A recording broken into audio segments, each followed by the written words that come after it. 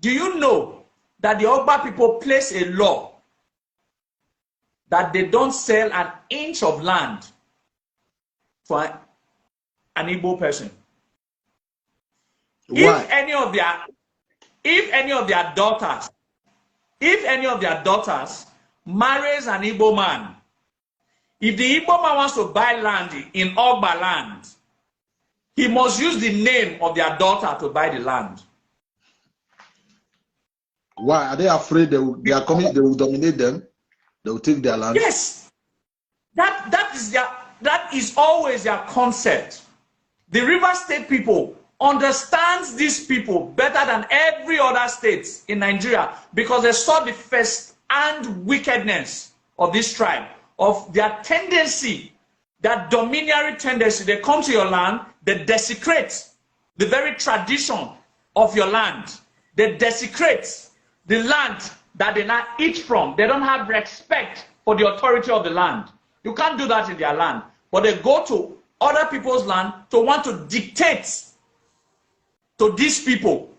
Okay. So my brother, I have a question. I have a question for you. You see, in Nigeria now, we have some group of Fulani criminals who kill farmers, go to our butchers, hide in our butchers, terrorize farmers, not only in Edo, for instance. They do it in the Yoruba land. They do it everywhere. Even in Igbo land, sometimes they do it there also. Okay. Did you, because Nigeria now is about the Fulani that is terrorizing people. The way the Fulanis behave, the way some Igbos, not all, Igbos in the house, not all, the way some Igbo behave, talking about when it comes to like to dominate, did you think the problem, the Fulani is the problem now, or the boats? Because a lot of tribes are afraid that Igbos are coming to dominate them because of they preach Igbo supremacy.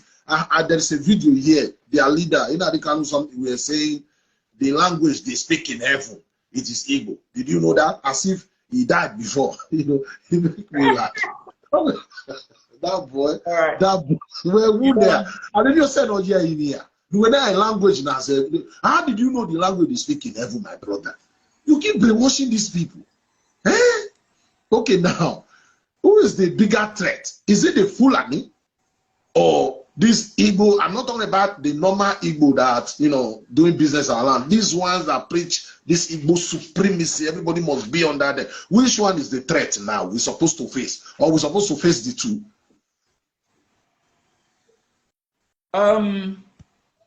There are two big threats.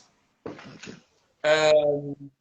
If you look at it, I'm seeing a comment of one. He said the Fulanis are taking it free and the Iboma bought it. Two different threats. Two different threats. Two different expansionist and domineering ethnic groups. All right. One publicly flaunt it. One stylishly flaunt it. The Fulani publicly flaunt it through their jihadist movement. The Igbo stylishly flaunt it. Like I said, if you want to know the secret of the people who actually hate these people, are in River State, because they had a contract to completely dominate the indigenous owners of Port Harcourt, changed the very history of Port Harcourt to favor them and have the claimacy right over Port Harcourt.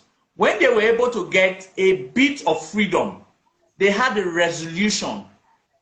These tribes, the Ikwere, the Ekpeye, the Ogba, they hate the Igbo people more than you and I do, because they have been victimized in their land by the Igbo people. I don't like talking about Igbo people so much because I understand clearly why they hate us. I've told you why they hate us is very simple. We are the greatest impediment to the realization of the Biafra. Whether they come out to tell you whether they don't come out to tell you that is what they hate us. They don't hate us for any other thing. We are not a threat to them. But every single place they have tried to run to claim, in addition to their 5 eastern states, they all rejected them and shown allegiance to the Benin people. And that is where the hatred. In short, that was according to what Humans of Edoland just wrote. Yes, that was what I was told. You know, I'm very close to the Ekpeye, the Ogba people. I'm always with them. They came in the concept of trade and marriage.